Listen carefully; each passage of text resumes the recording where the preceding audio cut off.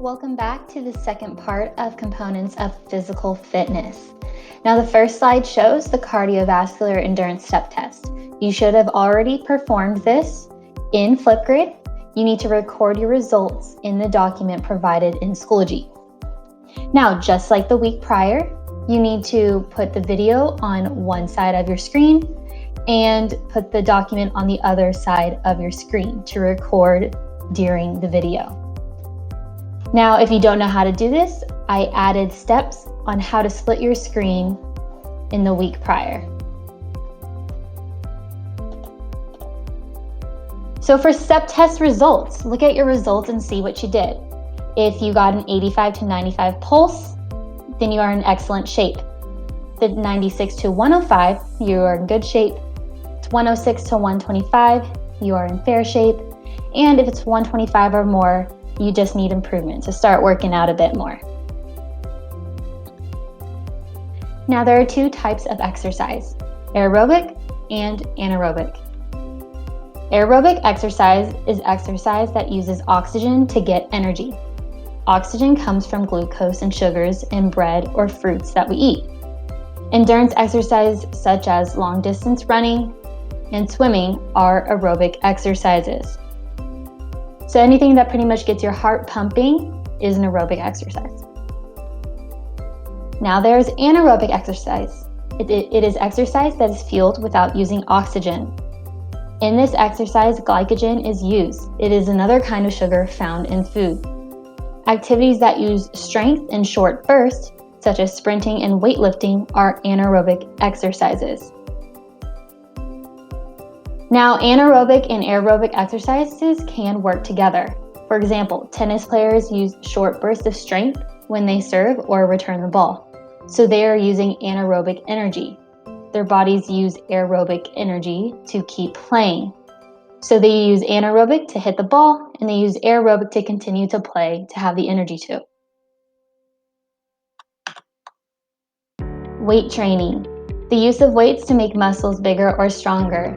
It improves muscular strength and endurance. So there's two types of weightlifting, strength development and bodybuilding. So strength development is more on the endurance side, while bodybuilding is more on the strength side. However, they can coincide with one another.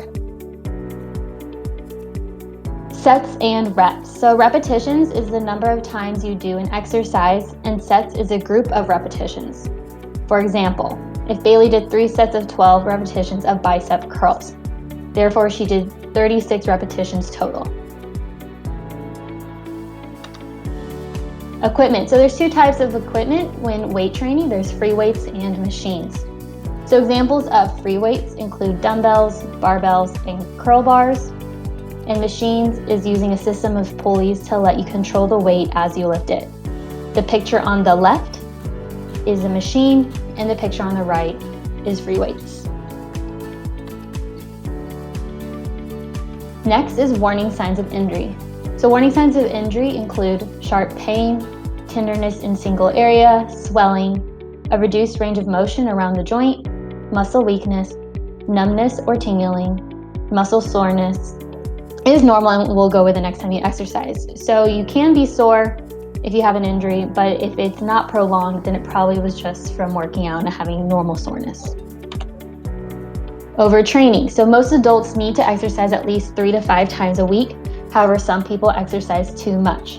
Signs of overtraining: you feel tired all the time, you aren't doing well in games or practices, your resting heart rate increases, and you may get hurt more often. This is when you exercise probably 6 to 7 times a week, which is overexerting your body. So there are 2 types of injuries: acute injuries and chronic injuries. So acute injuries, there's 3 types of acute injuries: strains, sprains, and fractures. So a strain is when a muscle or a tendon is overstretched or torn. A sprain is when a joint is twisted suddenly. The ligaments are stretched or torn. And a fracture is a cracked or broken bone. So strain and sprain have to do with the muscles and tendons of the joint, while fracture is the bone itself. Chronic injuries. So these develop over a long period of time. 2 examples is a stress fracture and tendinitis. A stress fracture is a tiny fracture in the bone, while tendinitis is an irritation of a tendon. So they can be caused by increasing physical activity too quickly, can be caused by using the wrong equipment, can be caused by exercising on uneven surfaces, and the best treatment for a chronic injury is rest. There are 8 ways to avoid injury. Number 1, warm up and cool down. Injuries can happen without these, but you want to do a warm up and cool down to have the most preventative measures against an injury. Number 2, do stretching before exercising and after warming up to improve flexibility. The more flexible you are, the less likely your chances are to get injured. Number 3, do not go too fast. Increasing frequency, intensity, and time too much or too soon can lead to injury. You need to gradually increase these elements when you are working out. Number 4, improve your form. If you have a really good form when working out, the less chances you are to hurt yourself. Number 5, take a break. Alternate hard exercise with active rest. Number 6, wear the right sports gear. Take the weather into consideration and always wear appropriate shoes. So if you are running outside, you want to wear running shoes.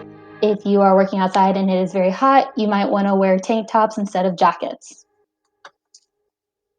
And lastly, number 7, use safety equipment. So falls and collisions are common in sports and accidents happen when least expecting it. You want to wear helmets, knee pads, anything that can protect you in a sport that has physical contact. And lastly, do not exercise alone. Exercising with friends is, if possible, and it is a good way to prevent accidents. All right, this is the end of the video. Make sure to log everything into the document when you are done, and it should automatically save into Schoology. Have a good day.